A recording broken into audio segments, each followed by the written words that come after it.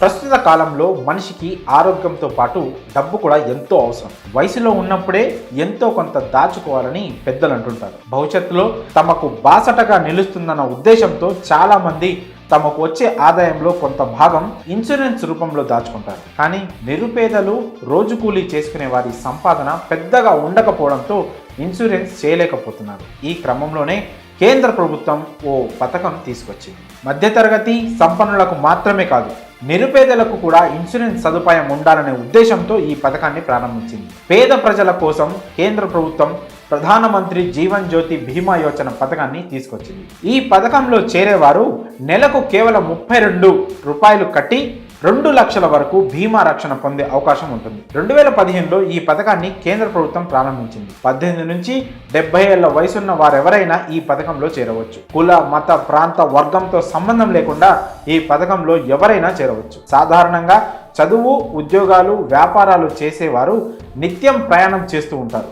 ఇలాంటి వారు ఈ పథకంలో చేరితే చాలా మంచిదని అంటున్నారు. అతి తక్కువ ప్రీమియంతో కుటుంబ భద్రత పొందవచ్చు. ప్రధానమంత్రి జీవన్ జ్యోతి బీమా యోజన పాలసీ తీసుకున్న తర్వాత ప్రమాదం, అనారోగ్యం వంటి కారణాలతో చనిపోతే నామినీకి 2 లక్షల వరకు బీమా వర్తిస్తుంది. పాలసీదారుడు తన మరణం తర్వాత కూడా కుటుంబాన్ని ఆర్థికంగా రక్షణ ఇవ్వగలుగుతాడు.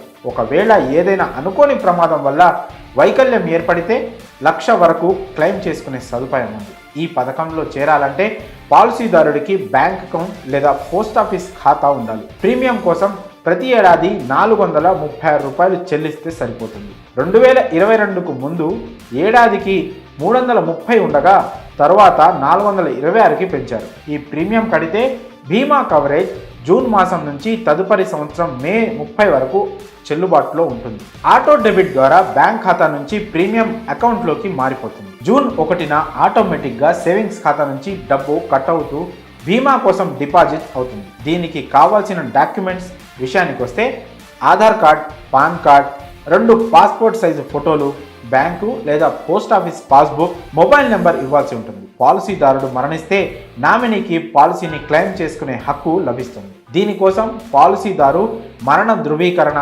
వ్యక్తిగత రుజువు, నామినీ ఐడి డాక్యుమెంట్స్ సబ్మిట్ చేయాల్సి ఉంటుంది. ప్రమాదంలో వికలాంగులైతే హాస్పిటల్ బిల్స్ చూపించి క్లెయిమ్ చేసుకోవచ్చు. నెలకు కేవలం 32 రూపాయల చొప్పున ఏడాదికి 436 రూపాయలు కట్టడం ద్వారా 2 లక్షల వరకు